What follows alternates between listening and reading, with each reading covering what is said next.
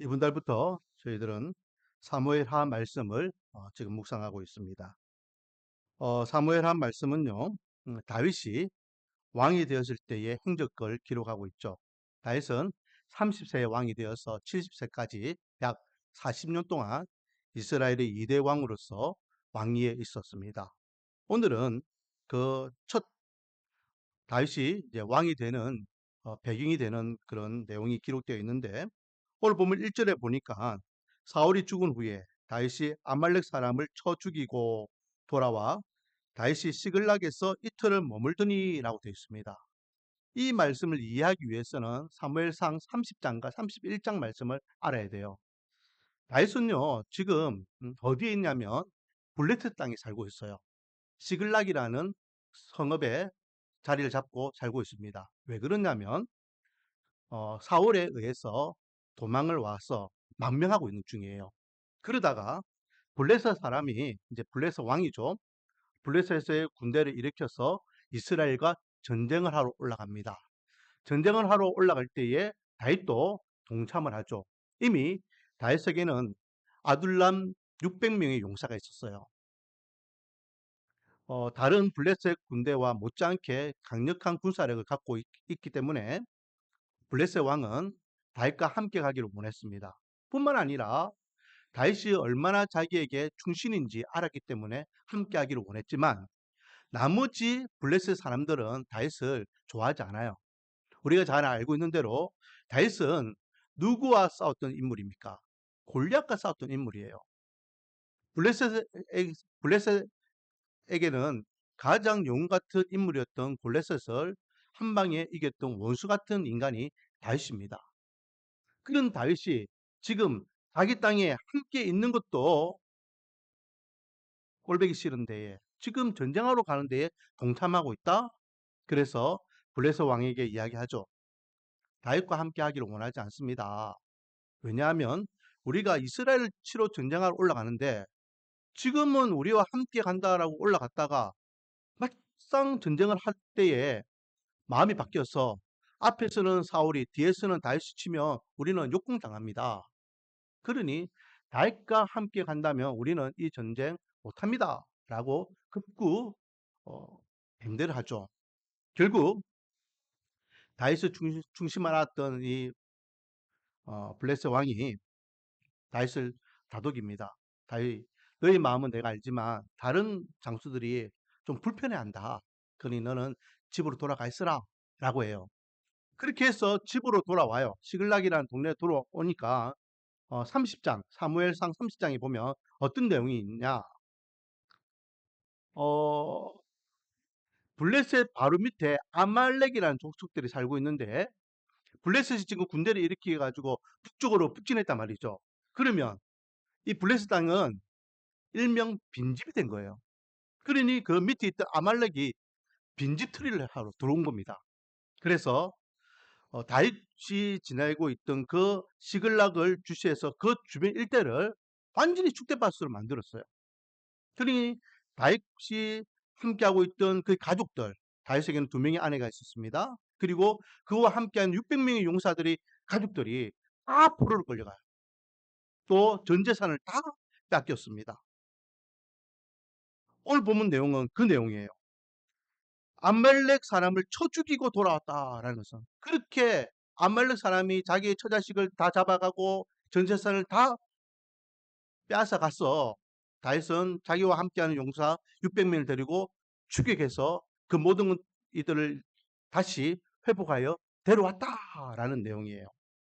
이게 지금 블레셋과 헤어져서 시글락으로 돌아왔던 다윗의 모습이라면 그 사이에 블레셋과 이스라엘은 어떻게 되었을까요?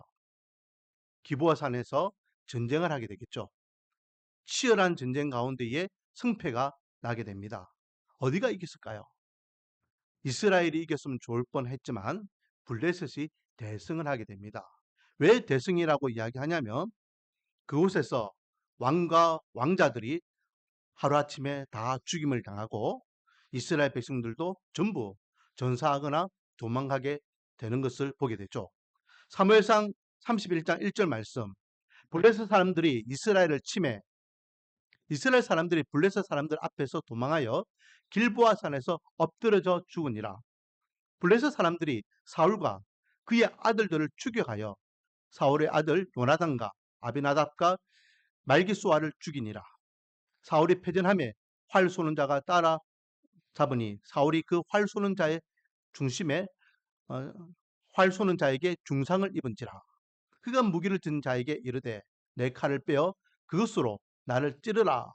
할례 받지 않은 자들이 와서 나를 찌르고 모욕할까 두려워하노라 하나 무기를 든 자가 심히 두려워하여 감히 행하지 아니하는지라.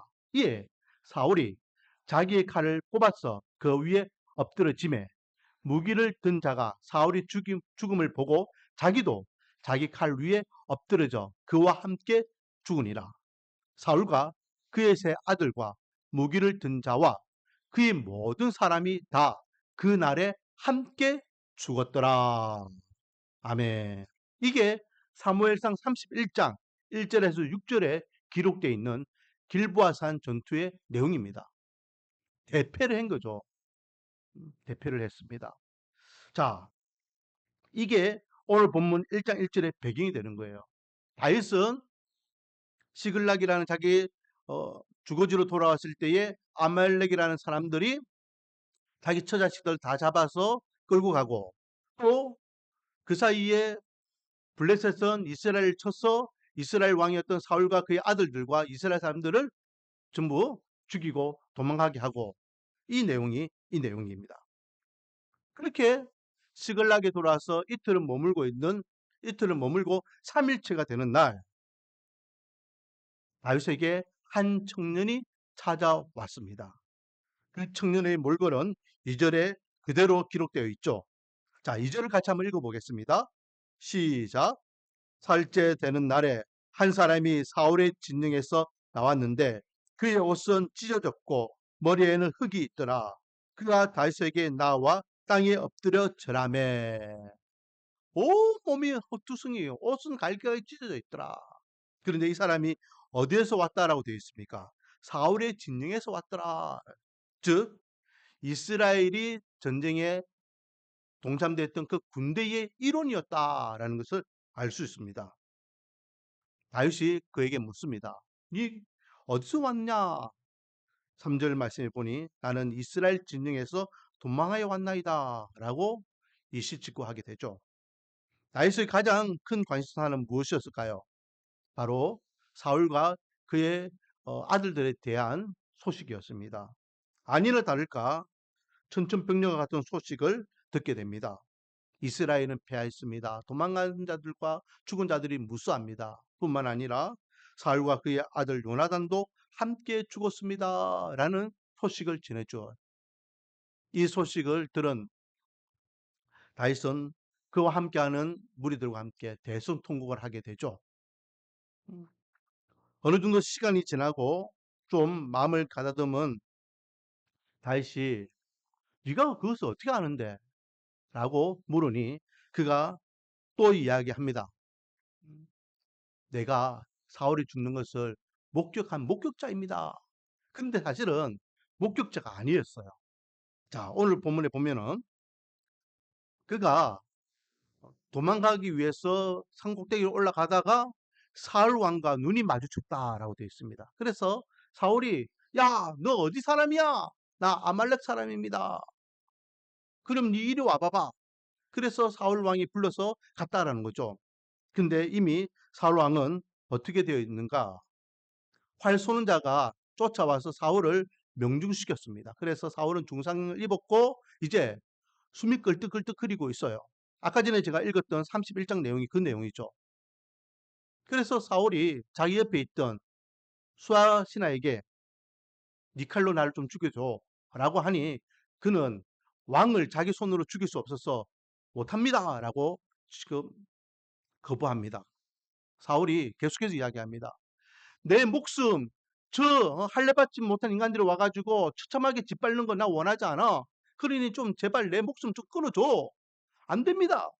그래서 사울은 자기 스스로 30장에 31장에서는 칼을 자기 몸에 찔렀다라고 되어 있고, 오늘 청년이 이야기하는 증언에 보면 6절에 보면 사울이 자기 창에 기대고라고 되어 있습니다. 여기에서 우리가 생각할 수 있는 것은 아마 이런 내용인 것 같아요. 사울이 칼로 자기를 배를 찔러서 죽이려고 했는데 숨이 넘어가지 않고 그렇게 남아 있더라는 거죠. 그리고 옆에 있던 창을 의지하고 있었다라고 우리가 유추할 수 있을 것 같습니다. 여전히 사울은 어, 생명이 지금 남아 있는 상태였습니다. 그렇지만 이 아말렉 청년이 가만히 보니까 죽을 목숨이에요. 살 그런 희망이 없어 보입니다. 그러니 사울 왕이 내 좀 죽여둬라고 그 청년에게 부탁하니 이 청년은 망설임 없이 사울을 죽여버립니다. 자, 9절 10절 말씀. 또 내게 이르시되 내 목숨이 아직 내게 완전히 있으므로 내가 고통 중에 있나니 청하건대 너는 내 곁에 서서 나를 죽이라 하시기로 내가 엎드러진 후에는 살 수 없는 줄을 내가 알고 그의 곁에 서서 죽이고 그의 머리에 있는 왕관과 팔에 있는 고리를 벗겨서 내 주께로 가져왔나이다 하니라. 그러니까 지금으로 이야기하며 뭐 했다는 겁니까? 안락사 시켜줬다는 거예요. 안락사. 음, 음. 이대로 잡히면은 블레셋 사람들에게 집합할 것이고, 그리고 가만히 있으니까 고통스럽게 이렇게 피를 토하면서 창에 맞고 또 활에 맞아가지고 허우적거리고 있는, 그래도 한때는 자기 왕으로서 모셨던 군주인데 그렇게 비참하게 죽어가는 모습이 너무 안쓰럽잖아요. 그래서 죽여달라고 하니 자기가 그렇게 안락시켰다라고 이야기하는 겁니다. 이 이야기를 들은 다윗이 이 청년에게 이야기하죠. 야, 네가 어떻게 하나님 앞에 기름 부음 받은 자들을 그렇게 두려워하지 않고 죽일 수 있냐라고 이야기를 합니다. 그리고 옆에 있는 수하 장수에게 명하죠. 15절. 다윗이 청년 중 한 사람을 불러 이르되 가까이 가서 그를 죽이라 하며 그가 침에 곧 죽으니라. 결정시켜 버렸어요. 그 자리에서. 제명이 뭘까요? 16절 말씀에 보니까 다윗이 그에게 이르기를 너 피가 너 머리에 돌아갈지어다. 내 입이 내게 대하여 증언하기를 내가 여호와의 기름 부음 받은 자를 죽였노라 함이니라 하였더라. 제명은 여호와의 기름 부음 받은 자를 죽인 것이 죄명입니다. 그래서 따지지도 묻지도 않고 바로 즉결 처형시킨 겁니다. 자, 그러면 이게 오늘 전체적인 배경인 내용인데 오늘 본문에서 기름 부음 받은 자에 대해서 한번 생각해 보기를 원합니다. 기름 부음 받은 자가 도대체 무엇인가? 어떤 사람인가? 한번 생각해 보기를 원하는데 다윗은 어떻게 보면 이 암말렉 사람을 치하할 수도 있는 그런 입장이에요. 왜냐하면 이 사람이 뭘 잘못했습니까?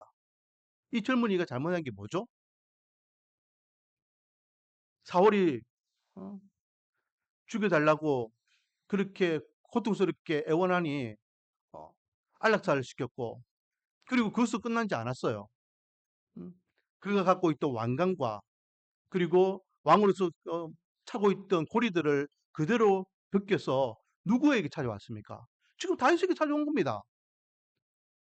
다윗에게 찾아와서 다윗에게 자기가 보고 들은 것을 그대로 다 고하고 있습니다. 증인으로서, 목격자로서 그가 할 수 있는 최고 행동을 했던 것밖에 없어요. 하지만 그는 그에게 잘했다, 수고했다, 고생했다라고 치하하지는 못할 만정 즉길 처형시키는 것은 어떤 의미가 있을까요? 다윗에게 기름 부음 받은 자가 어떤 의미가 있는지, 왜 중요한지 오늘 생각해 보기를 원합니다. 자, 만약에 이 기름 부음 받은 자라는 의미를 빼버린다면 사울과 다윗과의 관계가 좀 달라졌을 거예요.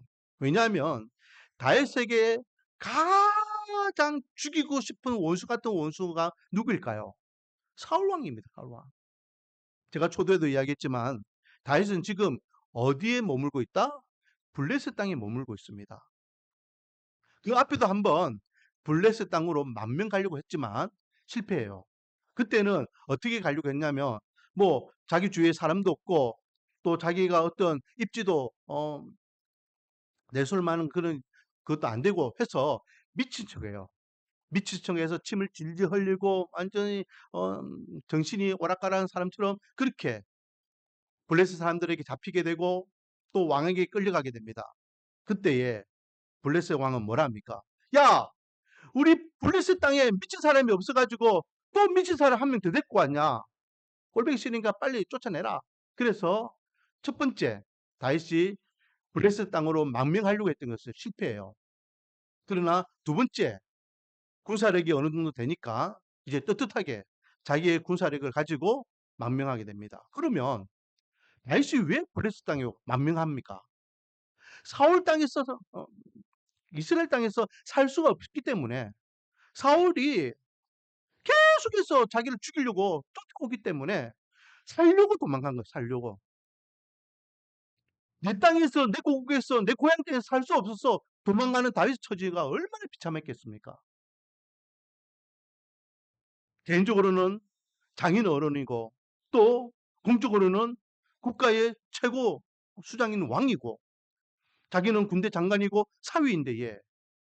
무엇이 그렇게 미운 털이 바뀌어서 자기를 죽이려고 그렇게 전 군대를 이끌고 그렇게 쫓아왔는지. 만약 기름 부음 받은 자라는 타이틀이 없더라면 누구보다도 다윗은 사울을 죽이고 싶었을 겁니다. 그러나 다윗은 사울을 죽이지 않아요. 두 번이나 사울을 죽일 기회가 있었죠. 한 번은 엔디게 광야라는 곳에 숨어 있을 때에 깊은 굴에 들어갑니다. 마침 그 굴에 사울이 볼일 보러 돌아와요. 그 입구에서 볼일을 보고 있는 사울에게 그와 함께하고 있던 사람들이 장군 됐습니다. 하나님께서 이번에 사울을 처단하라고 주신 기회입니다. 빨리 가서 빨리 목을 땁시다. 하지만 다윗은 안 된다라고 반대하죠. 사무엘상 24장 6절 말씀. 자기 사람들에게 이르되 내가 손을 들어 여호와의 기름 부음을 받은 내 주를 치는 것은 여호와께서 금하신 것이니 그는 여호와의 기름 부음을 받은 자가 됨이니라. 왜 못 죽인다고요? 여호와께 기름 부음 받은 자이기 때문에 못 죽인다. 또 이어서 할길라 산이라는 곳에 머물게 됩니다. 할길라 산에 사울의 군대가 진을 치고 있어요. 다윗이 아비새와 함께 그 진영의 동태를 살피기 위해서 거기에 들어갑니다. 그런데 엄격하게 경비를 써야 되고 또 이렇게 군대 규율에 맞게 딱 이렇게 군대가 직렬되어 있어야 되는데 완전히 전부 다 너부러 자고 있는 거예요. 특히 왕과 함께 있는 수하 장수들까지도 자고 있는 겁니다. 야, 이거는 또다시 하나님께 주신 기회구나. 그래서 아비새가 왕이요, 제가 가가지고 단번에 목 따겠습니다. 라고 이야기해요. 그런데 이때 또한 다윗은 안 된다라고 반대해요. 26장 9절 말씀입니다. 다윗이 아비새에게 이르되 죽이지 말라. 누구든지 손을 들어 여호와의 기름 부음 받은 자를 치면 죄가 없겠느냐 하고. 왜 못 죽인다고요? 하나님 앞에 기름 부음 받은 자이기 때문에 하나님께서 그런 사람을 죽이면 분명히 죄값을 물으신다. 두 번이나 천천지 왼수 같은 사울을 죽일 기회가 있었지만 다윗은 죽이지 않아요. 이유는 한 가지입니다. 기름 부음 받은 자이기 때문에. 그렇다면 기름 부음 받은 자가 도대체 뭡니까? 바로 이 기름 부음 받은 자는 하나님의 종이라는 겁니다. 하나님께서 지명하여 세우신 하나님의 일꾼들이라는 거죠. 구약시대에 이 기름 부음을 받은 직은 3직이 있습니다. 왕과 선지자와 제사장입니다. 이 3직은 하나님께서 지명하여 세우신 하나님의 종들입니다. 그래서 하나님은 이들을 통하여 하나님의 뜻을 전하였고 또 하나님의 일을 행하셨습니다. 그래서 이 기름 부음 받은 자를 다르게 표현하면 성직자라고 표현할 수 있죠. 거룩한 직을 맡은 자들이라는 것입니다. 자, 그러면 기름 부음 받은 자가 성직자라면은 이 기름 부음 받은 자가 오늘날 우리가 알고 있는 성직자와 똑같은 맥락의 성직자인가? 두 번째 우리에게 주시는 교훈은 오늘날 우리가 기름 부음 받은 자다라는 것입니다. 자, 여러분, 하나님께서 계시는 전을 우리는 성전이라고 이야기합니다. 그리고 그 성전에 사용되는 물건들을 성물이라고 합니다. 그러면 그 성전에서 일하는 일꾼들을 뭐라고 할까요? 바로 성직자라고 이야기하는 겁니다. 여기에는 구약시대에는 두 종류의 성직자가 있었죠. 직접 제사를 집례하는 제사장과 또 성물과 성전과 제사를 관리 감당하는 레위인들이 있었습니다. 하지만 엄격하게 이 두 역할은 달랐죠. 그래서 고라라는 자손이 한번 쿠데타를 일으킵니다. 언제요? 모세와 함께 광야에 있을 때에 자기가 생각할 때에 다윗이나 모세나 또 아론이나 또 자기나 똑같은 레위 지파인데 모세와 아론은 제사장으로서 저렇게 하나님 앞에 제사를 집례하는 역할을 하고 자기들은 허드렛 일을 한다는 거예요.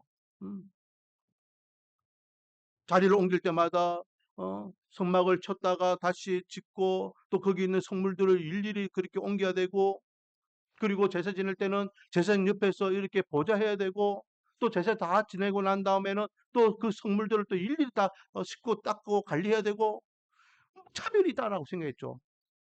그래서 반란을 일으킵니다. 나 못하겠다.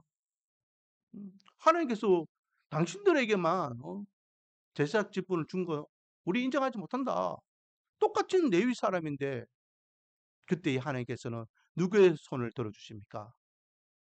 모세와 아론의 손을 들어주시며 이 고라의 일당들을 땅이 갈라지게 해서 다 함몰시켜 버리죠.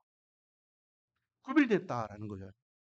하지만 여러분 이 성직자라는 개념이요 우리에게 오늘날 내려오면서 잘못된 개념으로 이렇게 세워지게 되는 것을 보게 됩니다. 중세시대 때에 중세교회법을 기초하였던 그라티누스의 교령집에 보면은 기독교인에게는 두 종류의 기독교인이 있다라고 명시하고 있어요. 그리고 그렇게 가르칩니다. 기독교인에게는 두 종류가 있대요. 하나는 성직자이고 또 하나는 평신도라는 것입니다. 성직자는 어, 성품 성사를 통해 평신도와는 구별되는 지워지지 않는 음, 인각을 마음에 새긴 자들이다. 이로 인해 성직자는 하나님과 인간 사이를 중재하는 초자연적인 능력을 부여받았다라고 이야기합니다. 그래서 성직자는 하나님께 드리는 예배, 기도, 영적 전투 이런 거에 전념하는 존재이고 평신도는 결혼, 출산, 농업, 상업, 세속적인 일을 하는 그래서 그로 인해서 성직자를 돕는 역할을 하는 사람들이다.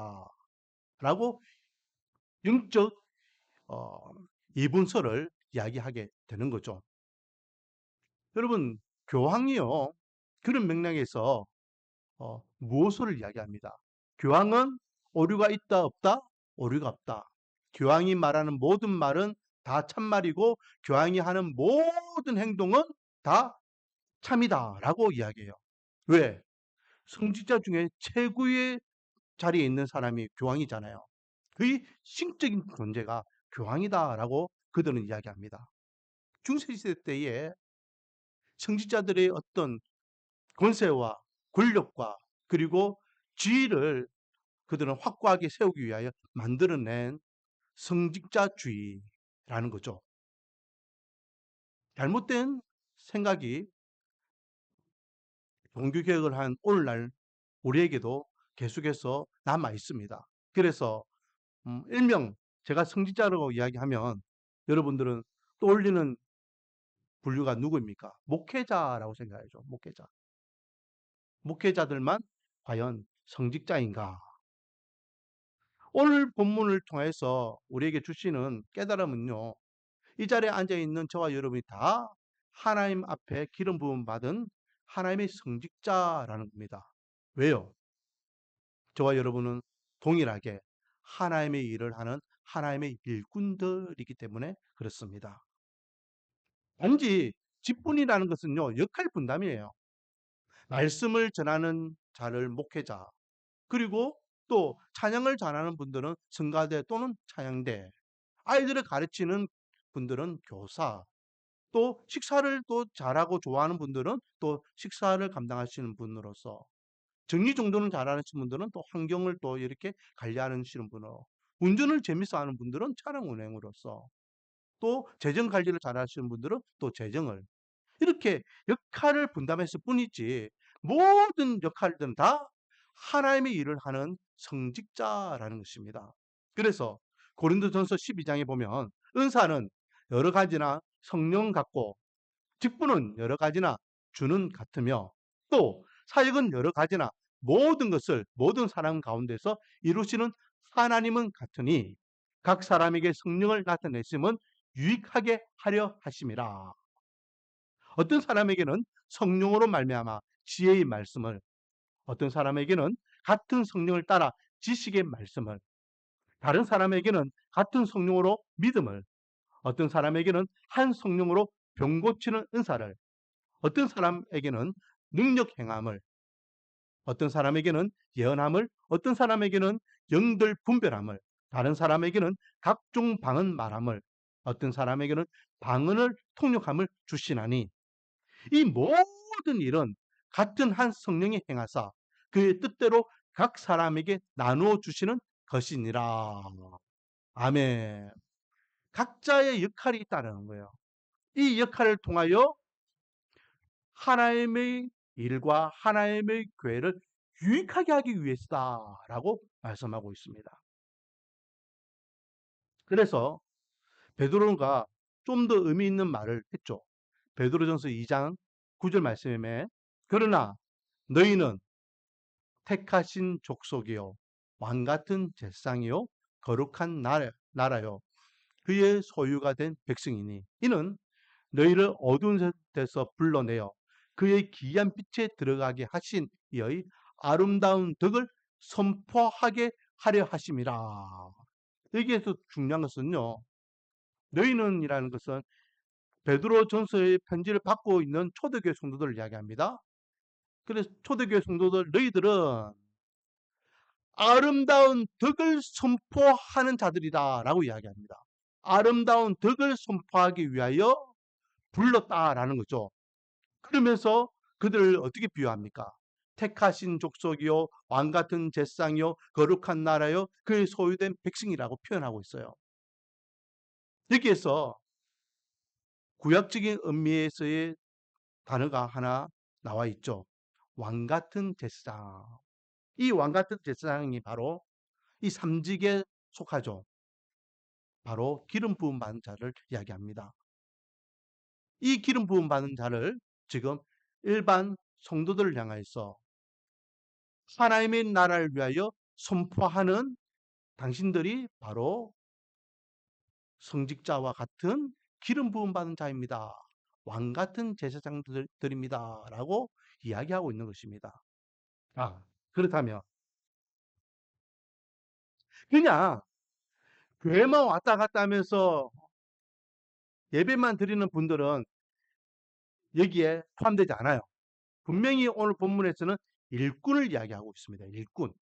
교회 안에서 하나님께서 맡기신 그 사명을 감당하는 그 일꾼들을 향하여서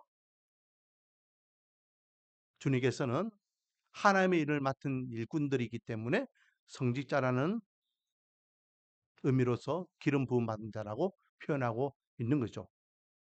그러므로 저와 여러분은 오늘날 하나님께서 하나님 나라와 하나님의 의를 위하여 세우신 일꾼이고 각자의 역량에 맡아서 그 일꾼을 감당하는 직분자로서 죽도록 충성하라라는 말씀에 입각하여 죽도록 충성하는 실신한 하나님의 백성들이 되며 또 일꾼이 되기를 소망합니다. 그냥 의미 없이 또 은혜 없이 일만 감당하면은 안 된다라는 것이죠. 특히 우리 교회 성도님들에게는 제가 자주 강조합니다. 교회는 일하는 곳이 아니라 뭐 하는 곳이라고요? 은혜 받는 곳이다라고. 왜요? 은혜 없이 일만 하다 보면은 어느 순간 그 일로 인하여 시험 들게 되고 상처를 받게 되고 믿음과 신앙을 잃어버리게 되고 하나님을 등지고 교회를 떠나게 되는 이들을 많이 봤습니다. 열심히 해요. 열심인데 어느 순간 그 열심이 식어지게 되더라라는 거죠. 하지만 은혜 위에 헌신하며 은혜 위에 직분을 감당하고 은혜 위에 맡은 바의 소임을 위하여 충성하면 흔들리지 않아요. 왜? 은혜가 붙잡고 있기 때문에. 은혜가 붙잡고 있으면 불만도 없습니다. 은혜가 붙잡고 있으면은 내 처지와 내 형편과는 관계없이 묵묵히 그 자리를 지킬 수 있습니다. 은혜가 있으면 하늘의 소망을 바라보는 하나님의 백성으로서 이 땅의 것에 더 이상 면을 두지 않고 묵묵히 맡은 바의 역할을 감당할 수 있습니다. 십자가의 은혜, 말씀의 은혜, 찬양의 은혜, 기도의 은혜, 예배의 은혜, 우리가 은혜 받는 방법들은 많이 있어요. 그 모든 은혜를 통하여 나 같은 자를 살리신 하나님의 은혜에도 감사한데 이 못났고 부족한 자에게 하나님의 나라와 하나님의 의를 위하여 또한 이 직분 맡겨주셨구나 감사하는 가운데에 묵묵히 그 역할을 감당하여 하나님께는 영광이요 저와 여러분에게는 은혜요 믿지 않는 자들에게는 선한 그리스도 향기를 발할 수 있는 신실한 믿음의 동료자가 되기를 주님의 이름으로 축원드립니다. 기도하겠습니다. 아버지 하나님, 나 같은 자를 살려주셔서 하나님의 자녀 삼으신 것도 귀하고 감사한 은혜인데에 또한 하나님의 나라와 하나님의 의를 위하여 주님의 직분을 맡겨주셨고 신실하게 그 역할을 감당하게 하시니 감사드립니다. 은혜 없이는 아무것도 할 수 없음을 알 때에 늘 십자가의 은혜 위에 또한 말씀의 은혜 위에 예배의 은혜 위에 기도의 은혜 위에 하나님께서 맡기신 이 사명을 기뻐하며 즐거워하며 감사하는 가운데에 묵묵히 감당하게 하시고 그 은혜의 열매를 통하여 더욱더 하나님께 영광 돌릴 수 있는 하나님의 권속들 다 되게 은혜와 복을 다하여 주시옵소서. 예수님의 이름으로 기도드립니다. 찬양 드리겠습니다. 찬송가 420장입니다.